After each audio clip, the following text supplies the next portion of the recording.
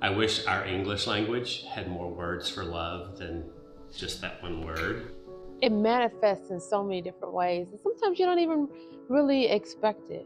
At first it's something that's wildly passionate, and then there comes a point where it becomes more comfortable. Being able to be yourself, being able to accept them for themselves and their flaws, and realizing that they're not perfect, you're not perfect, but you happen to be in love with each other, so you care about that person. So it's me taking off any mask that I have or that I would wear and being my authentic self with her. To me, love is a choice. It is a decision. And it just makes me want to do things that I ordinarily wouldn't want to do.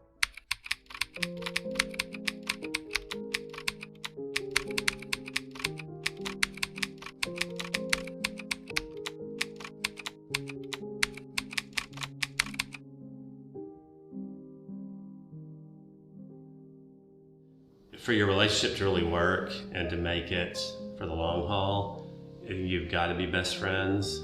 I was between my junior and senior year of undergraduate at Texas Tech, and I was home in Dallas for the summer. I was already out of college in the summer of 1987 when we met. I was out with friends and had a little too much to drink and decided I was going to try to get up the nerve to go down to Oak Lawn and go into a gay bar. And I circled the block about 7 or 8 times, and I couldn't even get the nerve to park. I knew what I was. I wasn't ready to say I'm gay out loud, but I knew since 2nd grade. And just that nervousness of parking the car and going in there was a little more than I could take. So I started heading home and stopped at a stoplight. And I had done a similar thing that night. I had gone down, I knew where the gay bars were, and I had never been in one. And I was planning to work at my nerve to park my car and go into a gay bar for what would have been the first time in my entire life I had done that. And I did not get up that nerve to do that. I was not out either. We were stopped at a stoplight at Cedar Springs and Oak Lawn. I felt somebody staring at me.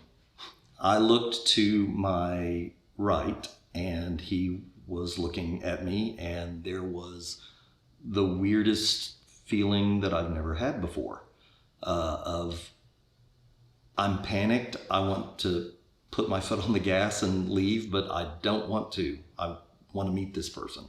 So the light turned green, and we played a very slow sort of cat and mouse driving game for about a block and a half. And then I pulled over into a parking lot and got out and just kind of walked over to the sidewalk. It was the most awkward, weird thing.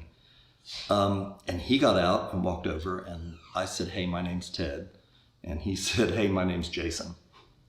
Yeah, I was so freaked out that I was even doing this that I don't even know where the name Jason came from. It's just what came out, but I didn't tell him my real name because I was too afraid to even do that. And so we talked awkwardly for a while. I think we got in your car and went to like this stop and go and got a coat. Steve was Mr. Student Council, Mr. High achiever. I was a stoner. And I would say a smart stoner, but we would not have been friends in high school, which made it even more unusual. Or even in college. He was an art major and had a much more eclectic, open-minded group of friends. I went to Baylor, which was a continuation of the environment in which I grew up. Conservative, very homogenous, not a lot of diversity. Certainly no openness to anybody being openly gay. So after we traded phone numbers, we had a couple of different phone conversations. My mom was like, "There's some guy named Steve calling." Who is he? I don't know him. So he called a couple of times, and I was panicked, and I just said, "Hey, I don't know why I was down there. I'm sorry, stop calling." And I went to my senior year of undergrad, and I could not stop thinking about him. The next summer, I picked up the phone one night and just dialed his number. He picked up, and I did, again, like really awkward, geeky, like, oh, hey, I guess I dialed the wrong number. Is this Steve? And he was like, yeah. And I was like, this is Ted. So we had a conversation that night, and we set up meeting the next evening in Dallas. We met for drinks at the Inwood Lounge and talked for 5 or 6 hours. And then when the bar was closing, we had to get out. We got in his car and drove around Dallas and talked until the wee hours of the morning. The next night was our second date, and we met for dinner and went back to the Inwood Lounge, closed it down again, drove around, and the second night we actually kissed. But I was falling quickly, big time. I'd never felt a feeling like this before. So on the third night, look, I got to tell you something. And I told him I was engaged and I was getting married in 3 weeks. I started dating the woman that I was engaged to and just thought that that was what I needed to do. It's like that was my path, that I'm the good little all-American guy. The next thing I'm supposed to do is marry a pretty woman and have 2 kids. And my heart was crushed. It was a strange evening.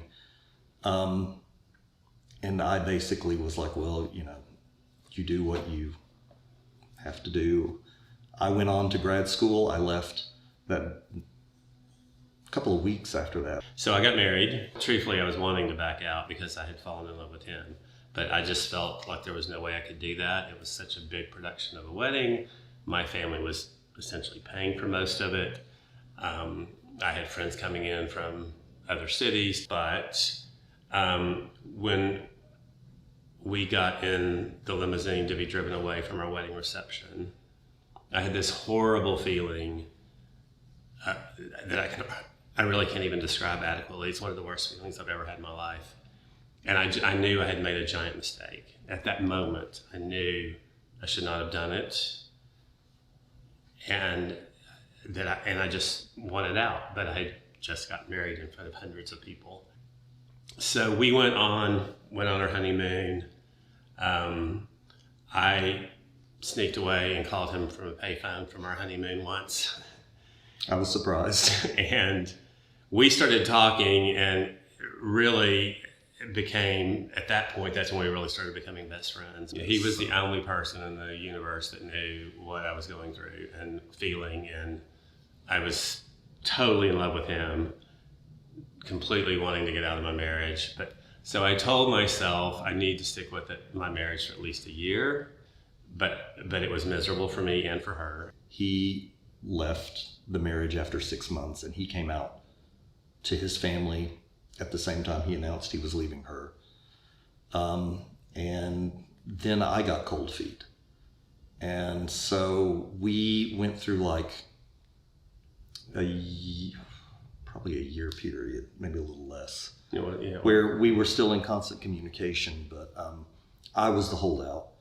And then I came down here for New Year's to be with him. And at that time, we sort of decided we were it. So our official anniversary is January 1st. And 1990 was it, so it's been 33 years. There was never really a proposal. We knew we were going to get married as soon as we really could, basically. We got married many times. We got a civil union in Vermont in 2001, right when that was even an option. And that was the first option in the United States. We got married in Vancouver when U.S. Residents could get married there, and you still couldn't get married anywhere in the U.S.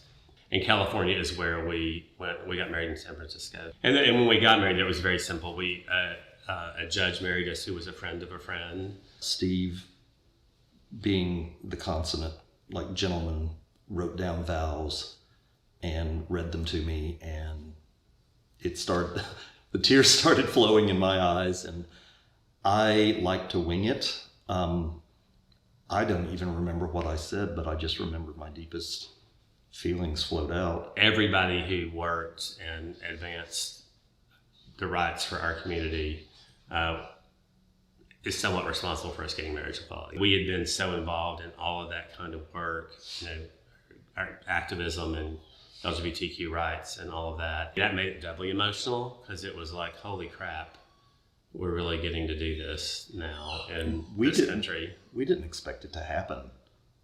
I mean, kind of, we were hoping it would be in our lifetime, but it was a quick progression, and I think it overwhelmed both of us in a beautiful way.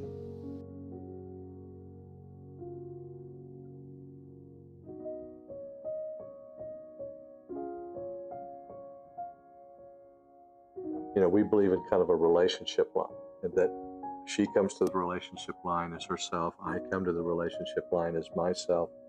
And so what she taught me was that I had to come as a whole person, not in a codependent manner, but in a totally independent manner.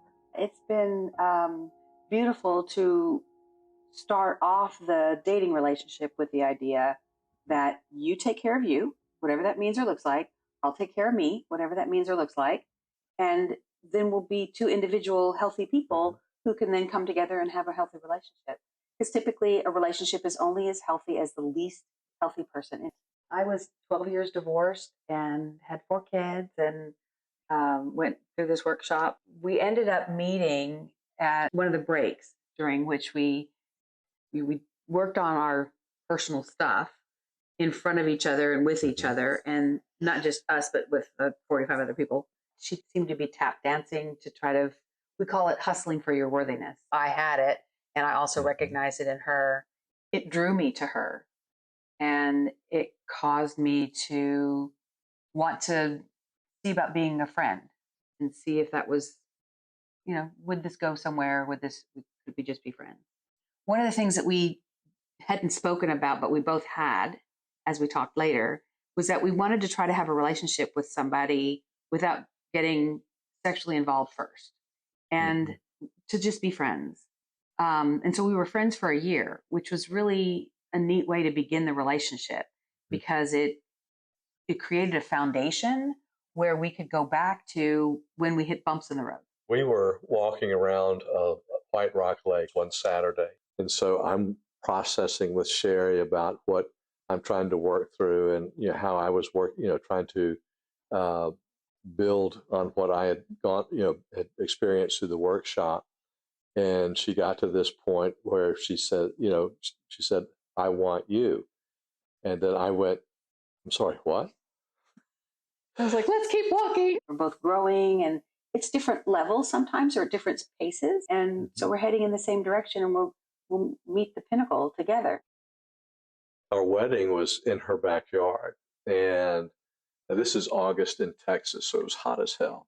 We knew who we wanted to perform the wedding, and much to my mother's chagrin, she wanted a potluck.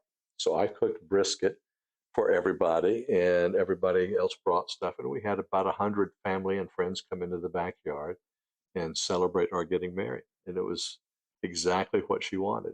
Actually, Evie ended up with a suit from her dad, and I ended up with a halter dress from the thrift store. It was casual. There was no nervous jitters, because so many times weddings are like on display and you have to make this, performance.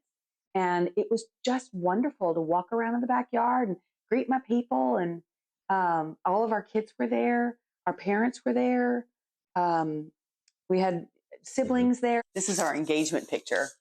And it's me saying, look at my ring, and all the people at the wedding signed around and I love that it's a keepsake to see and go back and see all the different people who were there and what they wrote.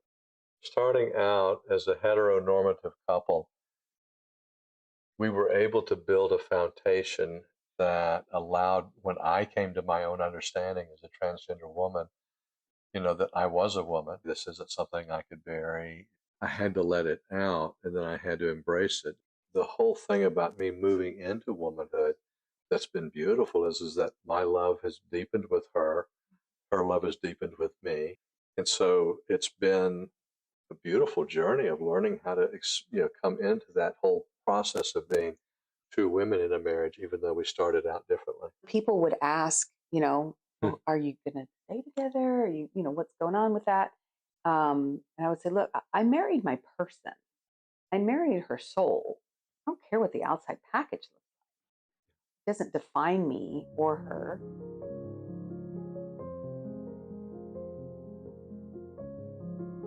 Any good relationship that's worth having is going to come with challenges. It's going to test your patience. You're going to have to forgive. You're going to have to communicate. You got to talk through it to get to it. But every summer when school was out, I went to Arkansas to be with my grandmother. And so Marilyn lived there. Right. And we met when we was 13 at I crashed her 13-year-old birthday party. I wasn't invited. And because she was not invited, my mother kind of had some things to say. But moving forward, I was able to ignore the noise that others were having to say, including my mom. And we developed a very close relationship from 13 years old all the way through our young adult and even through college. We became best friends, and it moved on from there. I think I realized that she was the one probably when I was about 20 years old. I had got in a situation that had left me broken and left me wondering what was going on with me and my sexuality. And when I shared with her what I had just experienced with another woman and how I couldn't control myself, her responses to that led me to believe that this was something different, that she was actually seeing me and hearing me. And I felt a sense of immediate comfort around her. And I just felt like she was the one. And I saw how deserving she was of someone to actually listen to her and pay attention to what was happening. She was different, but it was a good different. If you have a healthy relationship that just has glitches and some shortcomings that can be reconciled and talked through and dealt with, don't give up. Address each incident in your relationship not as this is it, but this is now, and address that issue at that time. Right. Don't bring up something that y'all have already gone past. You have to be willing to allow your person to grow, and they have to be willing to want to grow. And don't be afraid to introduce therapy to your relationship. My favorite moment is when she came to get me and packed up the girls. The girls were 5 months and 5 years old. And she packed us up and she made a vow to take care of us. That was my favorite moment, to know that the person that I loved so dearly, I didn't know how we were going to do it. I knew we had to live in secret. And I knew that I loved her and that that's all that mattered. And she was showing me with that move that she loved me.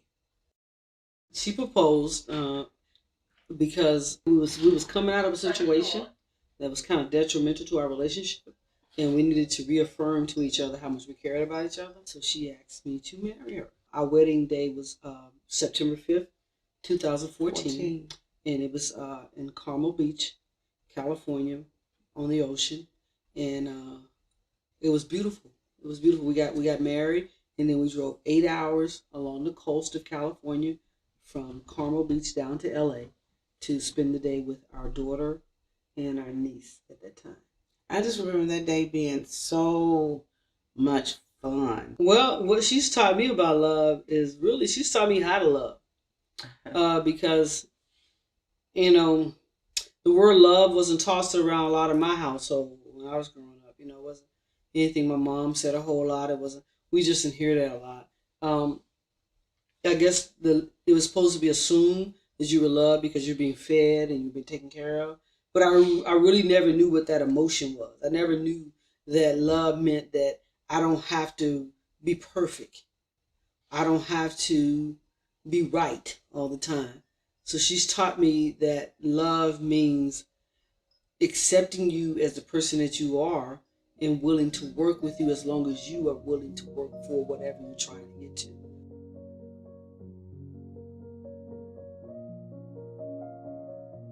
I think that one of the lasting truths of committed relationships is making a choice and being honest. Yeah, make a choice to love Seldon and I met at church. It was a little Episcopal church here in Dallas, Texas, at the corner of Mockingbird and Inwood, St. Thomas the Apostle. And I was late in life to come out. I was in my 30s and was looking for a safe community of LGBTQ people where I could be authentic and feel accepted and not have to worry about not knowing about being gay. I'd been going to church there for a year and a half or 2 years, and it was a practice in that church for the priest to take the scripture and walk it down to the middle of the church and read it standing in the middle of all the people. I usually sat toward the front of the church, so I would always turn around, mostly because I just wanted to participate in that ritual, but that way I could also see who else was in church that day. One Sunday, there was this cute man at the back of the church that I didn't think I'd ever seen before, and I just made a mental note. It's like, I hope he stays for coffee, and I want to meet him.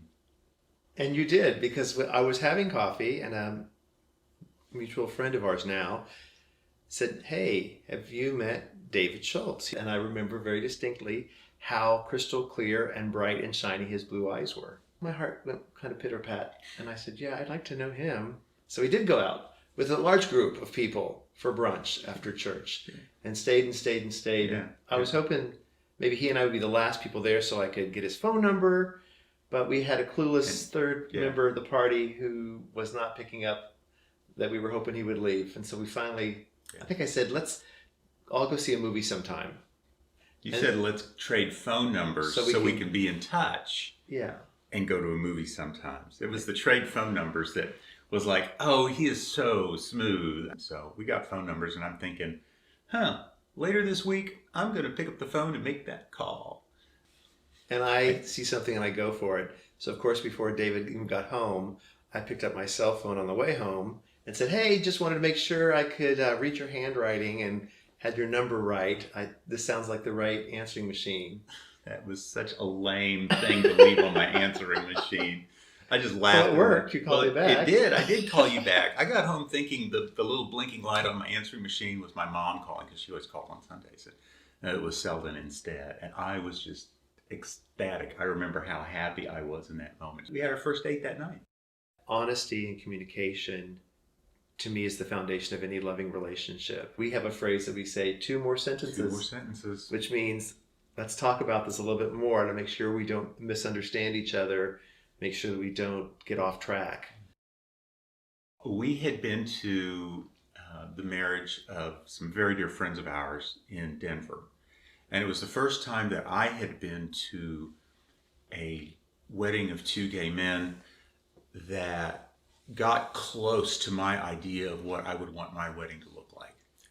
And so we came home from that, and I started thinking and planning right away that I'm going to ask Seldon to marry me. I kind of made the decision and was in Washington, D.C. on business, and told a dear friend of Seldon's who I had become friends with. And so she was kind of my partner in the secret through the whole planning process. I spoke to an artist friend of ours who actually designed rings for me to use in the proposal. And I made a little box that had little paintings of us on top of it and little red satin on the inside. Made a reservation at our favorite date night restaurant and called ahead and made sure that they knew what was going to go down. I went there early, took flowers to the table, and took the little box over and gave it to the maitre d' and told him at what point during the meal to bring the box over. Well, the flowers were the first clue that something was a little different, because I looked around the restaurant and there was like a little rosebud on all the other tables, and we had this beautiful full arrangement. It's like, hey, what's this about? But David was quite quick on his feet. We just lost our beloved border collie, and he said, well, I know this has been a tough week. We've lost our pet, so I just wanted to make you feel special. And I totally bought it. I was like, oh, that was so sweet. Yeah. But then suddenly, I'm presented with this ring. We had appetizers. We did. Yeah, and then they brought us champagne. But then he came up with this big old-fashioned silver tray with this big silver dome and did this big gesture. the maitre d' did, and I was like, what the heck? Yeah. And I was caught off guard. Yeah, and I started to get up, and because I was going to get on my knee in this, it's a very conservative part of town, and I wasn't sure what was going to happen, but I was going to do it. This was going to be my moment. This was our restaurant as much as theirs. And Seldon said, don't you dare, don't do it, don't do it. I suddenly became very self-conscious. I was like, oh my gosh, they're all staring at us if he does it. So I said, no, please don't get on your knee. Yeah. I thought that was a little too old-fashioned. Yeah. So I didn't, but I spoke loud enough, and the restaurant got real quiet, and everybody was listening. And you said yes, and then everybody burst into applause. It was really a sweet, sweet moment. The Supreme Court didn't act until after we were actually married. That's why we went to Massachusetts, because we couldn't get married in Texas. So the friends that got married said, hey, why don't y'all join us for a vacation in Massachusetts? And we said, Massachusetts, vacation, house on the beach. What do you think if we guys would just get married while we're there? And they were ecstatic. Oh, they jumped at the chance. They said, we think that's a great idea.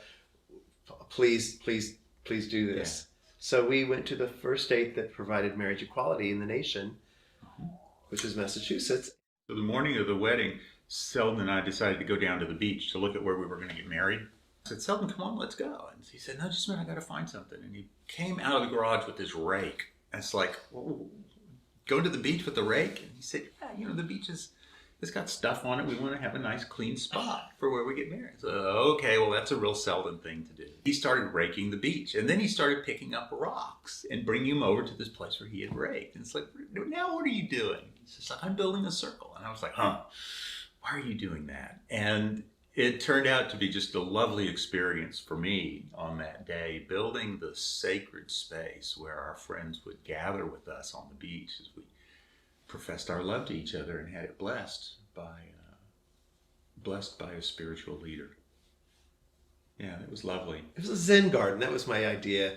Perfect circles around a big rock in the middle. We found this lovely rock in the shape of a heart. We keep it on our mantelpiece. This was in the middle of the circle when the day we got married. And we only had maybe 20 people, 22 total, really close friends and family that were there. So it was a very special, very intimate. It was a wonderful day. But a lot of our friends couldn't make it because it was such a distance to travel. So when we came back to Dallas and it cooled off in October, we had a big party and a big reception for 120 people.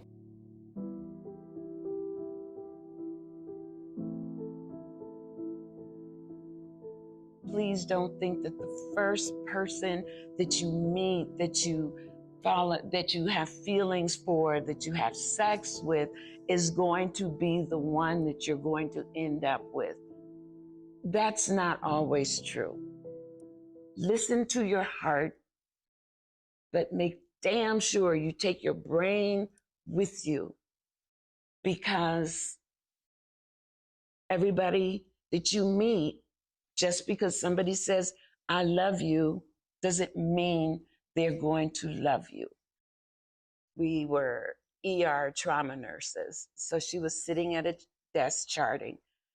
And the first thing I saw was her leg. And she had these cute little socks, these little ankle socks, and you could see like a little bit of skin, and then you could see the scrub pants. And my eyes traveled up, and then I saw her face. I could walk into those dimples. I mean, she was the most beautiful woman I had ever seen. And she, even to this day, she doesn't believe it, but my immediate thought was, I'm gonna marry her. Portia was heavily pursuing me, but I wasn't used to being pursued like that. It wasn't until a little bit later at my apartment, I had a little ant situation. And they were coming in around the windowsill, and mentioned it to somebody at work. And Portia said, well, I can come get rid of those ants for you. And so I was like, oh, okay, sure, come on over. So she came to my apartment and put some kind of concoction of cayenne pepper and something else to kind of curb the ants. And it worked. It worked, got rid of them. And it's like, okay, maybe there's something to it here. So it just kind of blossomed from there. I wanted to make her first birthday in Dallas a memorable birthday. We had moved away from Chicago. We moved away from everybody we knew. And so I decided I'm going to ask her to marry me. So I called her brother, Jamie, and I told him, I want to get your blessing because I'm going to ask your sister to marry me. And he was almost as excited as I was. And I told her that we were going to the mansion for her birthday and to get really dressed up. And we had a limo and we got there. Now, what she didn't know was I had went to Tiffany's and I had bought an engagement ring. And I had went and talked to the chef at the mansion. And I told him I was going to be proposing to my girl. And that particular chef was family. He was gay, so he was all in it. Yeah, he was like, oh, we're going to do this. So I went back home, and there's these little fortune cookies that you can buy and roll up a little fortune and put them inside the cookie. So I made like 3 or 4 of them, and they all had the same fortune. Tonight is going to change the rest of your life. So we had a nice dinner, and the chef came out and he said, ma'am, we're trying a new recipe, and I wonder if you would just be kind enough to try one of these cookies. And she looked at it and she's like, well, I don't really eat cookies. And I'm like, oh shit. So then he was very persistent and he said, it's really no charge. I just need your opinion. And so she opened it up and said, tonight's going to change the rest of your life. Well, in the meantime, he was blocking me, and I had gotten out of the chair and down on one knee, and he moved to the side, and I had that little blue box in my hand, and she started screaming, and everybody in the room started, oh my God, and clapping and everything. And then this one old man said, wait a minute, she didn't say yes. And then she said yes, and it was just perfect. So getting back to the wedding, she called me from work and she said, guess what we're gonna do tomorrow? And I said, what? She said, you know, marriage is legal for us in Oklahoma. Let's go get married. What has my wife taught me about love? That sometimes you have to put the needs of someone else above your own, and that you have to communicate. You have to communicate in order to make it work. And you have to think about how your actions are going to affect somebody else. You can't continue to be the same person you've always been. If you want to be that person, then you're going to be that person on your own. You have to evolve. But the good will always outweigh the bad. And everything is just a momentary situation. Like, try not to make a lot of snap judgments, a lot of rash decisions, kind of be a little bit pragmatic about some of the things that you say and do. You'll find somebody. There's always somebody for everybody.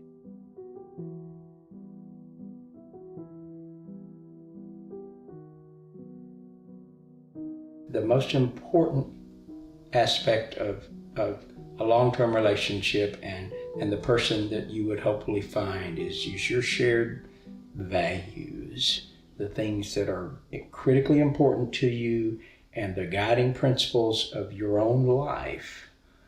If you find someone else that shares those with you, then it's